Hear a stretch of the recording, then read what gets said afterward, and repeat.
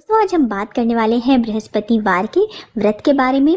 बृहस्पतिवार का व्रत का महत्व क्या है, पूजा किस प्रकार करनी चाहिए, हमें बृहस्पतिवार का व्रत कब शुरू करना चाहिए, कितनी संख्या में करना चाहिए, इसके लाभ क्या है, पूजा की विधि क्या है, बृहस्पतिवार के व्रत के दौरान हमें क्या भोजन करना चाहिए, इस दिन कौन से काम बिल्कुल निषिद्ध है, नहीं करना चाहिए और इसका उद्यापन किस प्रकार करना चाहिए, कब करना चाहिए, इन सब चीज़ों के बारे में हम विस्तार पूर्वक बात करेंगे। इससे पहले अगर आपने अभी तक मेरे चैनल को सब्सक्राइब नहीं किया है तो इस प्रकार के ज्ञानवर्धक जानकारियों के लिए आप मेरे चैनल को सब्सक्राइब कर लीजिए।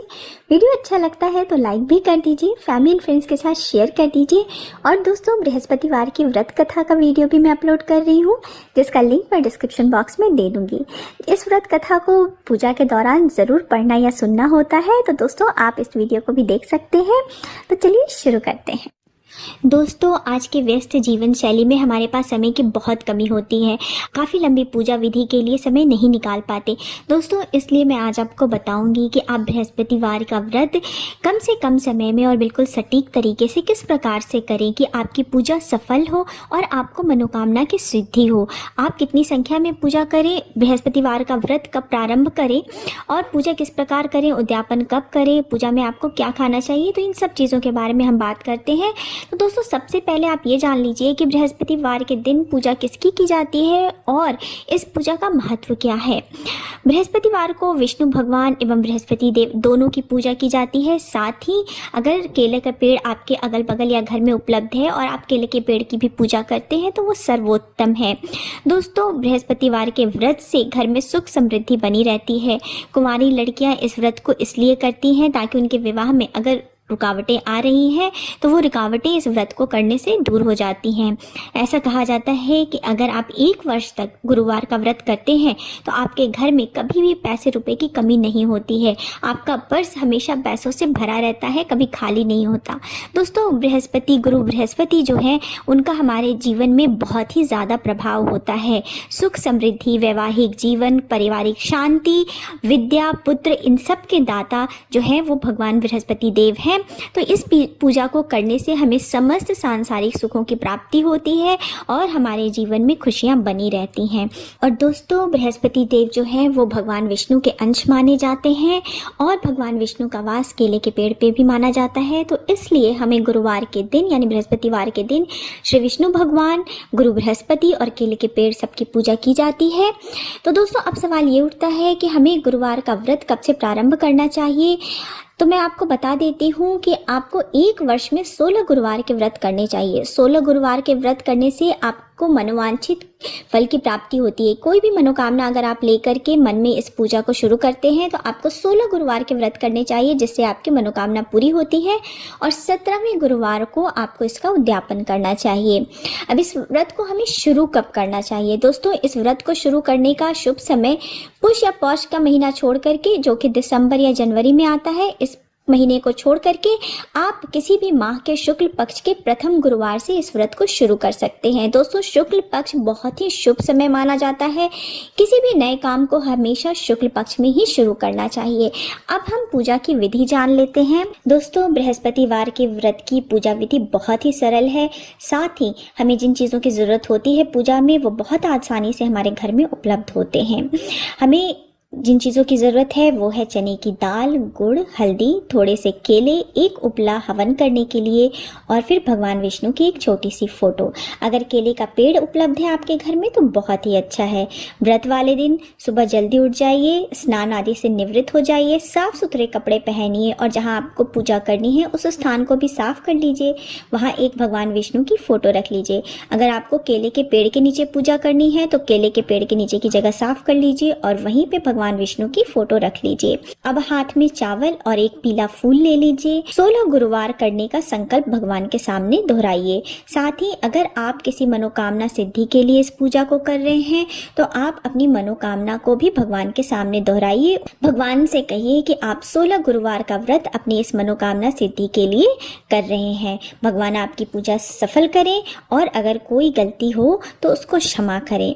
और इसके साथ ही आप चावल और पीला फूल भगवान की तस्वीर के आगे छोड़ दीजिए यानी रख दीजिए। साथ ही एक पीला छोटा कपड़ा भगवान के फोटो पे अर्पित कीजिए। अगर आप केले के पेड़ के पास पूजा कर रहे हैं तो आप उसको केले के पेड़ पे रख दीजिए। दोस्तों, अगर आपके घर में अगर केले का पेड़ उपलब्ध नहीं है तो आप इस पूजा को अपने घर के मंदिर में भी कर सकते हैं। पूजा करने के लिए एक छोटे से लोटे में जल रख लीजिए, उसमें थोड़ी सी हल्दी डाल दीजिए। अब इसी हल्दी वाले जल से आप भगवान विष्णु को स्नान कराइए। अगर आप केले के पेड़ के नीचे पूजा कर रहे हैं तो पेड़ के जड़ में जल डाल करके स्नान कराइए। अब उसी लोटे में गुड़ और चने की दाल डाल के रख लीजिए और अगर आप केले के पेड़ की पूजा कर रहे हैं तो इसी गुड़ और चने की दाल को आप केले के पेड़ में चढ़ा दीजिए। अब तिलक करिए, भगवान विष्णु का तिलक करिए, केले के पेड़ के तिलक करिए, हल्दी चंदन लगाइए, पीला चावल चढ़ाइए, धूप दीप दिखाइए, प्रसाद चढ़ाइए। केले को प्रसाद के रूप में आप अर्पित करिए भगवान को। अब उसके बाद आपको कथा पढ़नी होती है। कथा की वीडियो भी मैंने अपलोड कर दी है, अगर आप चाहें, और उसका लिंक भी मैंने डिस्क्रिप्शन बॉक्स में दे दिया है, तो आप कथा पढ़ भी सकते हैं और कथा सुन भी सकते हैं। कथा के बाद उपले से हवन करिए। गाय के उपले को गर्म करके उसमें घी डालिए और जैसे ही अग्नि प्रज्वलित हो जाए उसमें हवन सामग्री के साथ गुड़ और चने की भी आहुति देनी चाहिए। हम आहुति 5 बार, 7 बार, 11 बार, 21 बार आहुति दे सकते हैं। और हमें आहुति देते वक्त दोस्तों किस मंत्र का जप करना चाहिए? हमें मंत्र बोलना चाहिए ओम गुम गुरुवे नमः स्वाहा। अगर आप हवन कर रहे हैं तो आप स्वाहा बोलेंगे। अगर आप मंत्र का जप कर रहे हैं तो आप स्वाहा नहीं बोलेंगे। अगर आप हवन कर रहे हैं तो आप बोलेंगे ओम गुम गुरुवे नमः स्वाहा।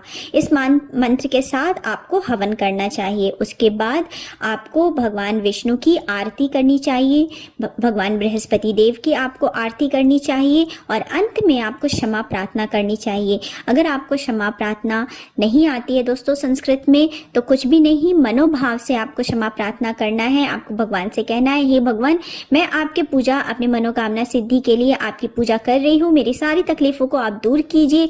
पूजा के दौरान जो भी मुझसे जान के या अनजान में जो भी गलती हुई हो भगवान वो सब गलतियों को क्षमा करिए और मेरी पूजा का मुझे शुभ फल प्राप्त हो, ऐसा आशीर्वाद दीजिए।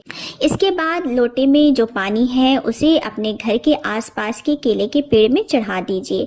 इस दिन आप केले के पेड़ की पूजा करते हैं, इसलिए गलती से भी केला ना खाएं। आप इसे केवल पूजा में चढ़ा सकते हैं और उसके बाद प्रसाद में बांट सकते हैं।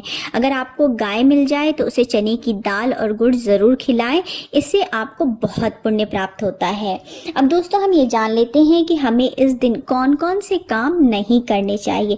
दोस्तों, बालों में तेल नहीं लगाना चाहिए, खासकर सरसों का तेल, पीला तेल तो बिल्कुल नहीं लगाना चाहिए। उपटन नहीं लगाना चाहिए, बालों को नहीं धोना चाहिए, बाल नहीं कटवाने चाहिए, हमें धोबी को कपड़े नहीं देने चाहिए, घर में पोछा नहीं लगाना चाहिए और ये सारी चीजें तो दोस्तों किसी को भी नहीं करनी चाहिए बृहस्पतिवार के दिन। और अगर आपने व्रत किया है तो आपको बिल्कुल भी नहीं करनी है। और जान लेते हैं दोस्तों बृहस्पतिवार के दिन आपने अगर व्रत किया है तो आपको क्या खाना चाहिए। नमक आपको नहीं खाना है, खट्टा नहीं खाना है, पीली चीज़ें खा सकते हैं, मीठा खा सकते हैं, चने की दाल की पूड़ी या पराठा यानी कि अन्य आप एक शाम खा सकते हैं। दिन में आप फलाहार कर सकते हैं लेकिन नमक नहीं खाना है। अगर कोई पुरुष यह व्रत कर रहे हैं तो 16 गुरुवार तक कर सकते हैं, परंतु महिलाएं या लड़कियों को यह व्रत तभी करना चाहिए जब वो पूजा कर सकती हैं। मुश्किल दिनों में आप इस व्रत को छोड़ दीजिए और फिर अगले हफ्ते से इस व्रत को आप शुरू कर सकते हैं। अब हम जान लेते हैं कि 16 गुरुवार का व्रत पूरा होने पे हमें उद्यापन किस प्रकार करना है। उद्यापन के एक दिन पहले 5 चीजें लाकर रख लीजिए है, जैसे चने की दाल, गुड़, हल्दी, केले और पपीता और पीला कपड़ा। ये सारी चीजें आप एक दिन पहले ला के रख दीजिए। अपनी सामर्थ्य के अनुसार दक्षिणा रख लीजिए। 16 गुरुवार पूरे होने के बाद 17वें गुरुवार को आपको ये सब चीज करना है। 17वें गुरुवार को आप जैसे व्रत करते हैं, पूजा करते हैं, ठीक उसी प्रकार से आपको करनी है। गुरुवार वाले दिन आप पूजा करिए, व्रत रखिए और अपने संकल्प को भगवान के सामने दोहराइए कि आपने 16 गुरुवार के व्रत आपने पूर्ण कर लिए हैं और आज आप पूजा पूजा का उद्यापन करने जा रहे हैं और पूजा में ये सारी सामग्री भगवान विष्णु को आप चढ़ा दें।